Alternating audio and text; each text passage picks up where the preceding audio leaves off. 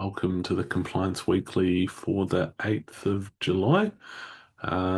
First, I'll share the milestone board and we'll go through any closed issues. So I think the first one is the GraphQL query for compliance requirements status summary with Hasana.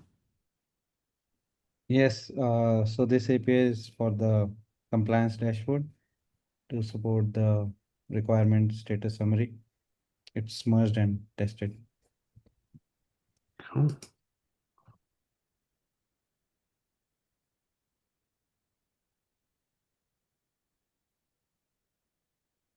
Yeah, I think this one's supposed to be with you as well, Hasana. Yes, very similar, just for the control status summary, again for the dashboard. Cool. Next is link control related violations in table with Sam. Yeah, this is for our new violations report. This is the first MR that was merged for the listing. Cool. And then next up is select projects. Only don't display when only.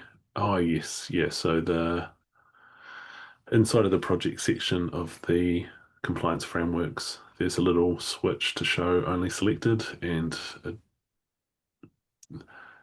it wasn't working quite properly. So Elia fixed up that one and it's now working. Next one is add scope filter to instance audit report, Hasima.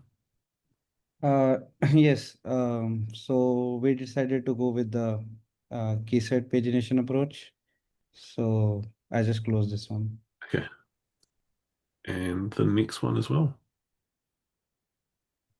Yes, so I handled this one in the previous MRs when I was doing the group audit event and project audit events API, so nothing to change here. So I just closed it. Perfect. Next one was a follow-up on deprecate restrict user defined variables. Oh, yes. So our control when a project for restricting variables to certain users wasn't quite set up right. So Fabio had mentioned this in Slack, and so I just quickly did a merge request update how we do our logic there. And that's all been verified. Next was Sam with no method error. I'm not going to say all that. Not gonna read all that. No. Sorry that happened to you, or glad for you. Yeah, this was a bug where we were trying to audit the build downloads, but sometimes it was crashing on a missing file name. Was mainly due to timing because sometimes we try to audit it and the file system hasn't written the file name yet. Have that fixed. Next is the pagination table view, Sam. Yeah, that's for the violation report again. That adds pagination to the listing. Right. And disable editing of verification token in HTTP destinations. So I verified this one when we did the consolidation work. You were able to edit the streaming token if you put it into the headers because it's officially a header, but just a special one in our streaming destinations. So this just locked it down so you couldn't change it. Next one is with Husafe, detect any compliance violations when an audit event is created.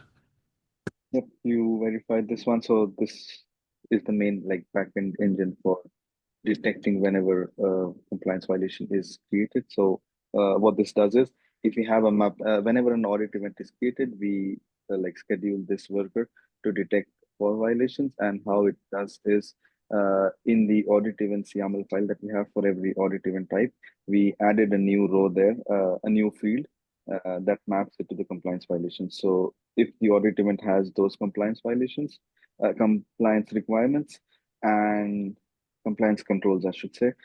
And if the project that is associated to that audit event has those compliance controls attached to it through the framework, then we detect if there are any violations or not. So the first part where we were checking for the merge request has been merged and it works fine. So now we have a setup and we can easily add new violations. Yeah, and I verified this one and was able to set up a repo and quickly get 3 or 4 violations pretty quickly. So that's not great to see, but great to see the system working. Final one was groups preview for a new framework with Jean. Yeah, there's this one. Actually, no changes merged for this. We just closed it down because there's a prior MR that we merged in. We can get there now without doing this. So yeah, just closed it down. Is there anything else on the milestone board that anyone wants to talk about? I've just got one. Well, yeah, one big one that I'll talk about was I've got the one review that I've got. That's the Propagate Frameworks one. That's 081. I've assigned you, Josefa, if you are able to take a look. There's a bit of changes in there, but it's a lot of tests as well. If you wanted to catch up on that one synchronously, that's cool as well. Just let me know. We can, Yeah, sure. if that's easier. Yeah, I haven't taken a look at it yet, but I just took a look at the issue, what we're trying to achieve. I just had a suggestion in mind.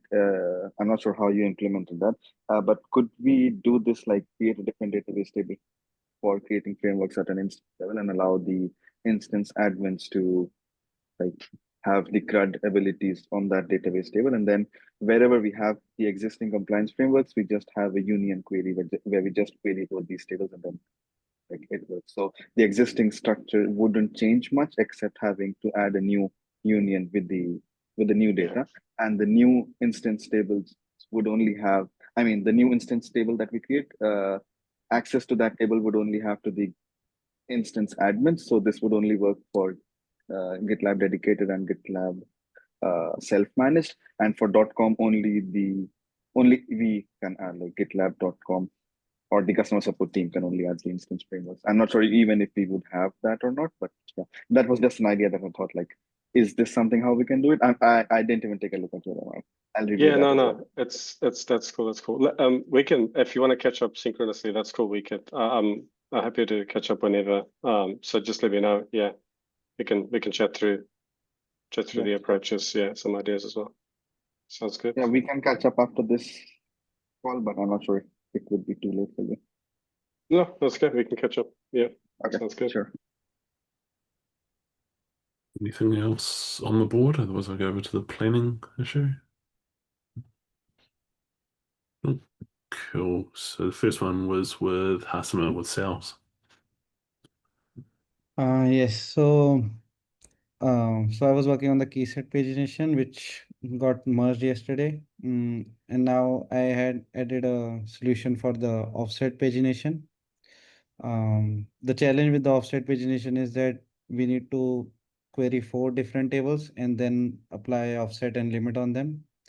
But I have thought of a solution that because audit events are immutable and we don't delete or edit them, maybe we can just get the ID we want to query by the offset and then just apply the key set pagination logic.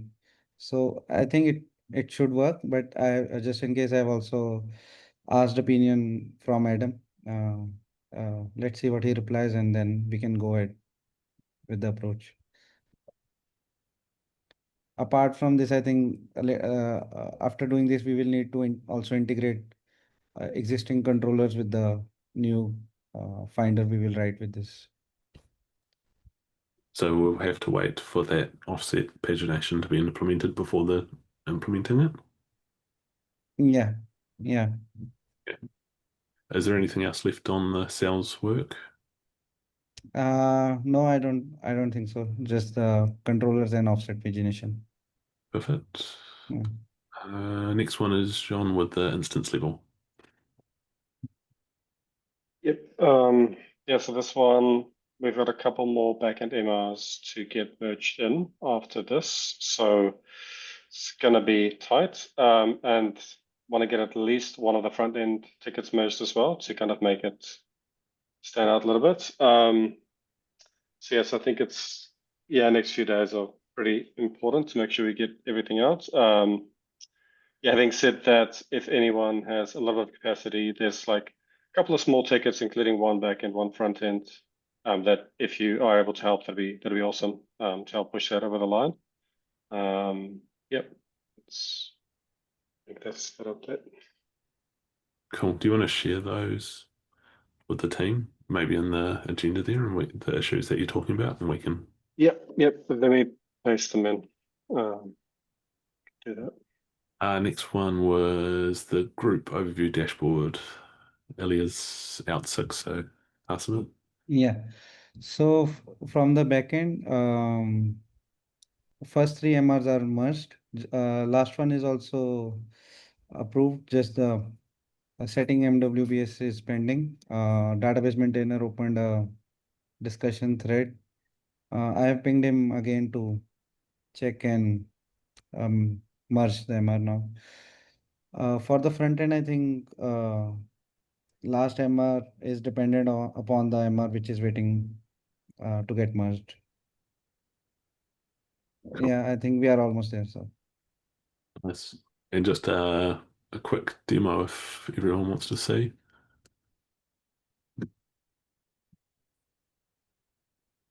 Current, it's starting to look like this, the new overview dashboard. Obviously, the other tables will be showing up soon, and there's a bit of stuff to do, but it's looking pretty cool. It's great work. Next one was the violations. Huzaifa and Sam. Don't know who wants to go first. I'll go first.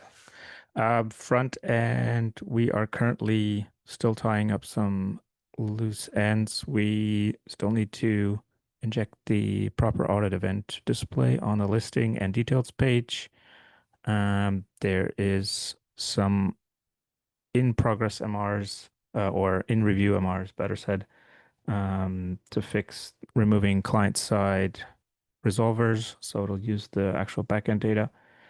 And we still have open the export of the report and linking issues to the violations on front end side. Josefa, I'll let you go for backend. Yeah, sure.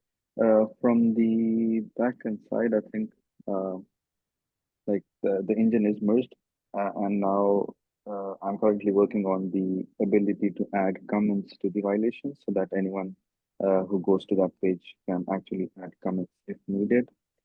Once that is merged, I have a pending MR as a follow-up to that one to see like if someone adds a comment to the violations and tags or pings you, then that comment should also be visible on the to-dos list, that to-dos dashboard that we have on GitLab. So that's another MR. The third one would be whenever someone links an issue with the compliance violation or they change the status of the compliance violation. At that point, we should also capture a system note, which is again a comment, but just added by a system, which is also displayed on on the front end side. So all of this depends on the MR, which is currently out for review. The review status is it was already set as approved by Hitesh, but then I realized there was a change which was present on my local system but not committed there for actually creating the notes. So it was just a small policy change, but now it requires group authorizations review, just a one-line change. So I'm waiting on them for review, and the page can do the maintainer review. It's a very small change. So yeah. Speaking about policy, I also still have a draft MR open on backend side, where I noticed if we have audit events that have a null author or any of those null authors we defined for audit events, we'll still get policy errors because the GraphQL backend can't resolve if it's allowed to be shown or not. The MR is in progress, and I got to a point, but it is not fully done. And I'm sort of struggling with figuring out how to exactly resolve the last bit, where it's It's crashing on the user interface, trying to parse out username or name. I see it on the interface as far as I can see it, but it's still throwing a method missing error. So if anyone has a good GraphQL knowledge, maybe Hitesh or Harsimar, I think you guys have been doing a bunch of those. If you could take a look there, I'd really appreciate that. I'll add it to the agenda as well.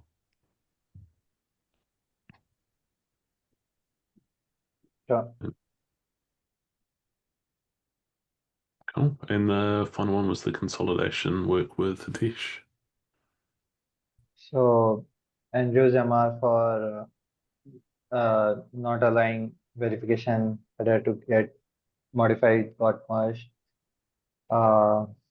Another MR for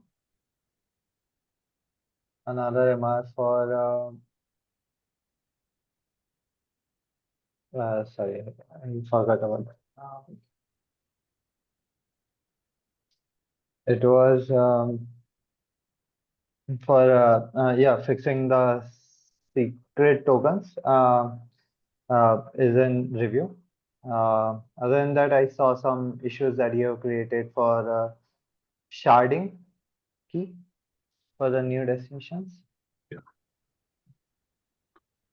Yeah, I don't know, Hasima, if you were able to help Andrew on that one. There's a couple of like instance level ones, and I know you're dealing with some sharding key issues for the audit events one. Yes, I can take a look. Cool. I'll ping them through to you.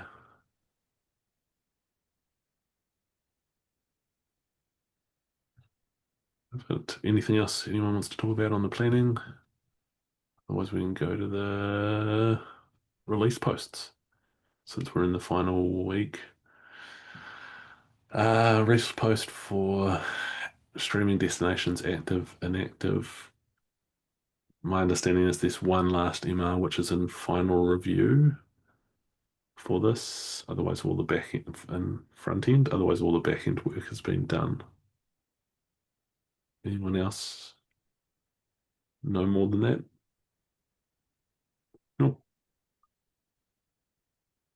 The next one was instance level, which John, let's take offline because it needs to be done in conjunction with Grant and the security policies team as well. So we'll have a chat with Ian and Grant and just make sure that we're aligned on when all that's going to land because I'm not sure on what's happening on the security policies side as well. Next one was the group level dashboard. Based on that, it looks like we're pretty well on track as well, Hasima.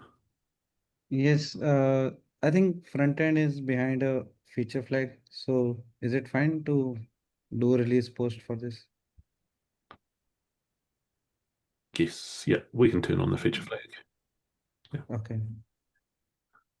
And the next one was the violations work, which Yeah, that one's going to be a doozy to get through by Thursday, I think. We'll give it a go, but I'd say at risk unless we cut some things in the meantime. Yeah. okay. And then the final one. We can merge the release posts later on as well, right? Like, I mean, we keep pushing out the MRs that we have for this feature, and if it all lands in 18 to release, then we just release. We can have this release post merge later on as well, right? Yeah. So we don't have to merge the release post till Yeah, I think makes it's sense. like Wednesday next week, I think. Yeah. Okay. So if everything aligns and we have reviews on time and everything works out, probably we can. Yes. Yeah. Yeah. Well, touch and go. Squeaky bum time, as they say Alex Ferguson.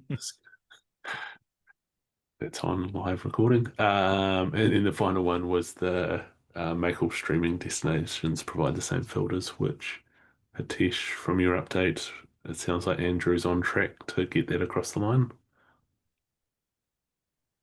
Yeah. Oh, yeah, the first one I did review the front end for that one yesterday, so I think that's in maintainer review. If that isn't reviewed by today, maybe we can switch maintainers. Then it should be able to make it. No problem. Yeah. It's nice. Right. Anything else from anyone? Nope. All right, I'll stop the recording. Everyone wave to the camera.